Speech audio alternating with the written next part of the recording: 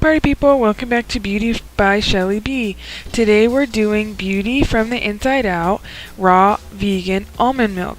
You're going to need a pound of almonds, 4 cups of water, and a container with a cap so you can close everything up. All I did was just dump the pound or so of almonds into the container and then just cover it with water. It doesn't have to be exactly 4 cups of water. I think that's just what I did, but just cover the almonds well with water because they will soak up a ton of water. Look at me, I'm spilling everywhere. They will soak up a ton of water, so you just need to have extra.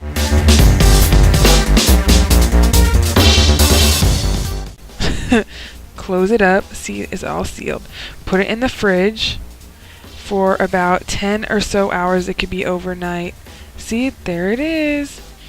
So I did it for 10 hours and I came back and that's what it looked like. The water was very brown, and so all I did was strain it in this little strainer that I have, and I rinsed it off because you don't want any of that.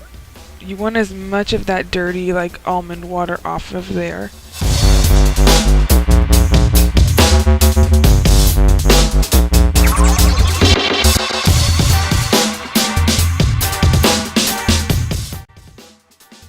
Method 1 is blending. So this is the original method that I always used to use. You just dump some almonds in there and some water and blend.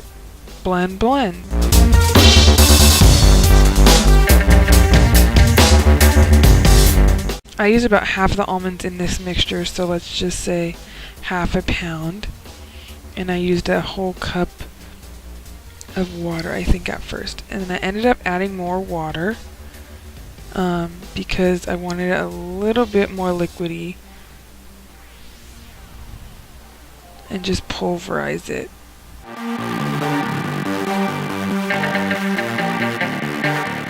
So it's done.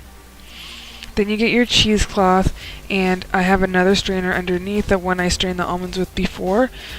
This part I did wrong. You should strain it in the other strainer first, the metal strainer, and then re-strain it through the cheesecloth.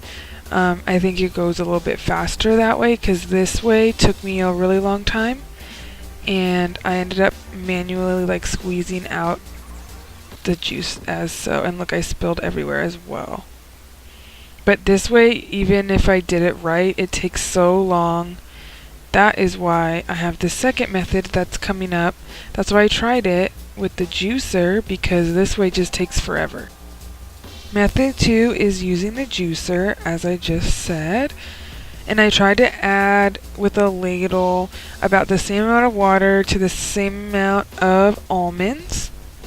At one point it didn't work right now actually, and so I just added a ton more water so I could just get it to go through. I don't want the machine to, break, right?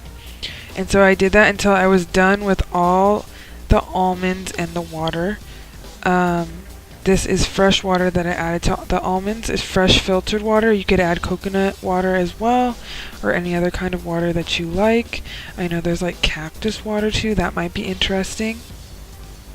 And at this point you can see, look at the almond milk is almost to the top of the jug or the container that comes with the juicer, so I ended up putting it in a mason jar and continued on with almost empty, whatever that's called, container. Also, with the leftovers of this pulp, you could make like really awesome almond cookies, or like almond bread or something. I think that would be really fun and interesting.